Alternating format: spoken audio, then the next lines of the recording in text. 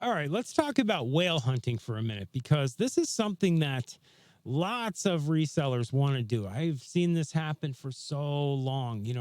Call it what you want. You have people out there that are, you give them a stack of leads and they're looking for only the big sales in that stack of leads, or else they're spending all their time pursuing these, mega clients, almost like they're a walking lotto ticket. You see this all the time, and cherry picking leads and all these kinds of things going on.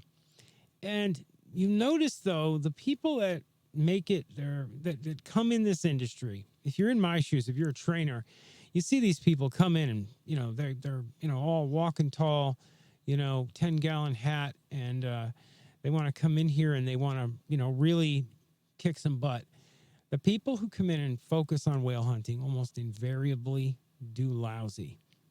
Why is that? Why would whale hunting be a bad idea? Well, there's a whole bunch of reasons why whale hunting is a bad idea, starting with the fact that any given location, unless you're in a major city like you're in New York, LA, or a big city, there aren't that many whale deals circulating at any given time, right? An agency, generally speaking, cannot be founded on whales. Just there aren't enough of them.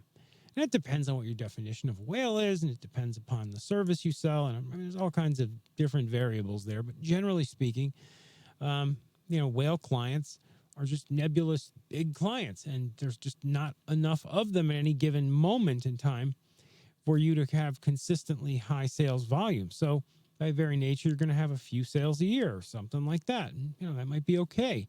If you're running a general purpose consultancy, like a little ad agency or something, that might be okay to have a few digital IT sales that are big every year, and it's offset by everything else you're selling. So you can, run lean, right, for extended periods of time. But it's not the case for new resellers that are not familiar with these services, that have no qualifications, that are just coming in the industry, just getting themselves up to speed. When they leap in and they hear, I heard of a website sale for 250,000. That's what I want. I don't want to bother with the 30,000 sales of e-com sites that are common, and there's lots of them. I want only those big deals, 250K and above. You hear people usually look at deals in terms of a dollar figure. And there's another side to this, why these people fail. It's because the more customized, the more specific, the more, I hate to use the term high end, but high end development, the more high end it is, typically the margins shrink on that, right? So yeah, they're making more money, but the margins relative to the size of the deal shrink and shrink and shrink as deals get bigger and bigger and bigger. It's kind of, it's axiomatic. And these kinds of deals really require you to have a strong technical fortitude to be able to project manage them, set them up, and deal with having to outsource various components of the deal to different agencies, and and marry up different components inside the applications, and they can get very complex, the really big deals. And it's why they're big deals, right? Because it's not like, a website that's 250,000 is, necessarily bigger, okay, or just more work than a site that's 150,000. Typically that $100,000 difference is a difference of, highly specific specialization. So that's best left to small bespoke agencies that handle that kind of custom code, and they're the elite at it, and they do a really good job, and that's great for them. Being a reseller, you're sort of wading into uncharted waters and into potentially, catastrophic situations because you just won't get a sale. The other ones are RFP processes, right? Which is, big institutions, be they government or private. The kinds of deals that you see there, you see deals that, are RFP and they're big. And a lot of people go, oh, RFP deals, I'm going to get rich. What they don't realize is it's like, RFPs are like real friendly proposals.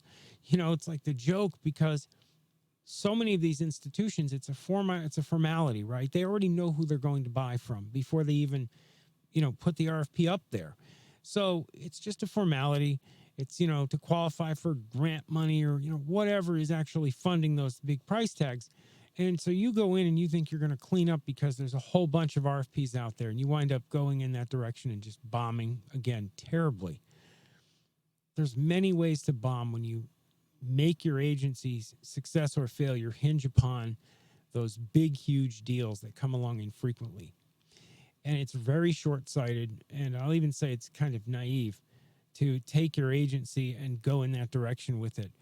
I don't know anyone who's built a large agency that turns down $50,000, $60,000 sales, or even $5,000 or $10,000 sales for that matter, unless and I'm talking resellers specifically, unless they're just so bogged down with work they can't handle them. But when you're doing reselling and you have such a light overhead anyway in terms of paying people, you're only paying when deals come in.